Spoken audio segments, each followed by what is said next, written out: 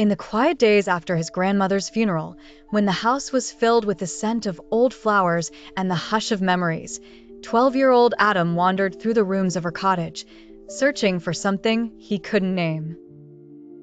The world felt smaller without her laughter, her stories, the way she always seemed to know when he needed a hug or a secret smile.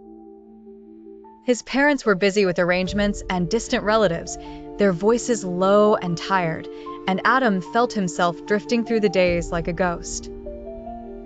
One afternoon, as rain tapped gently at the window panes, Adam found himself in his grandmother's bedroom, the air thick with the scent of lavender and mothballs. He opened the creaking wardrobe, running his fingers over the soft wool of her cardigans, the faded prints of her dresses. At the very back, hidden beneath a stack of old quilts, he discovered a small, neatly wrapped box with a faded ribbon. His name was written on the tag in her careful, looping script. For Adam, with all my love. Heart pounding, Adam sat on the bed and turned the box over in his hands, wondering why she had never given it to him. He thought of all the times she had told him stories about the past, about her childhood in the village, the war, the family gatherings that had once filled the house with music and laughter. The gift felt heavy with meaning, a puzzle waiting to be solved. Instead of opening it right away, Adam decided to find out more. He began to ask questions, first of his parents, then of the aunts and uncles who had gathered for the funeral. Each conversation revealed a new piece of his family's history: a photograph of his grandmother as a young woman, a letter from a cousin who had moved away, a story about a lost heirloom that had once belonged to Adam's great-grandfather.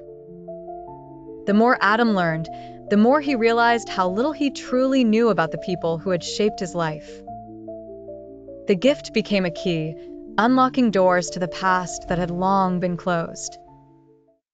As Adam's search continued, the family began to gather in the evenings, drawn together by his questions and the memories they stirred.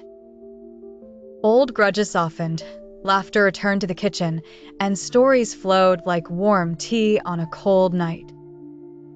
Adam listened as his relatives shared tales of hardship and hope, of love lost and found, of the small acts of kindness that had bound them together through the years.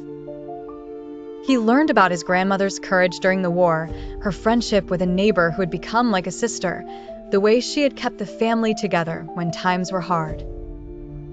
Each story added a new layer to the gift he still hadn't opened, making it feel even more precious. Finally, on the last night before the family was to leave, Adam gathered everyone in the living room and unwrapped the box. Inside, he found a delicate silver locket, engraved with the family's initials, and a letter from his grandmother. In her letter, she wrote of her hopes for Adam, that he would always remember where he came from, that he would cherish the bonds of family, and that he would carry their stories forward into the future. The locket, she explained, had been passed down through generations, a symbol of love and resilience. As Adam fastened the locket around his neck, he felt the weight of his family's history settle gently on his shoulders, not as a burden, but as a blessing. The forgotten gift had become a bridge, connecting past and present, drawing distant relatives close and reminding them all of the power of memory and love. In the days that followed, the family promised to stay in touch, to share their stories, to gather more often. Adam, once lost in grief, found himself at the heart of a family renewed, his grandmother's legacy living on in every shared smile and every whispered tale.